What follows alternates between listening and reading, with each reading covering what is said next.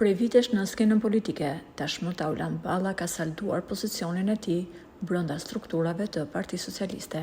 Gjithsesi, Balla, ndryshe nga politikanët e tjerë, është treguar shumë hermetik për sa i përket jetës së tij private.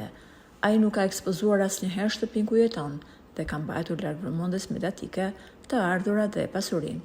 Edhe pse në emrin e tij figurojnë pak gjëra, sipas Inspektoratit të Lartë të Deklarimit të Pasurisë, bashkëshortja e Tauland Ballës rezulton të jetë më e pasur se ajo e Edi Ramës, kjo në bazë të deklaratave të dhëna vullnetarisht tek ky institucion.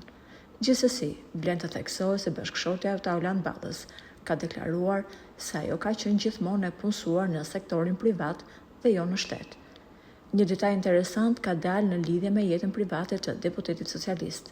Edhe pse të jepet ideja se ai mund të ketë një nivel jetese mbi mesataren, mamaja e tij jeton me pension dhe si çdo pensionist ka pyetur të birin se sa ja ka rritur qeveria pensionin mujor. Balla tha: "Më pyeti mamaja ime dhe më tha: "O bir, ma shpjego pak, sa do më rritet pensioni mua, sepse po dëgjoj në lajme që do na rritet pensioni." Mëtej, Balla tregoi se mamaja e tij ka punuar për 42 vite rresht pa ndërprerje. Ajo ka qenë infermiere, një punë jo shumë e lehtë, sepse shpeshherë është dashur të punojë me orare të gjata, por edhe në turnin e natës.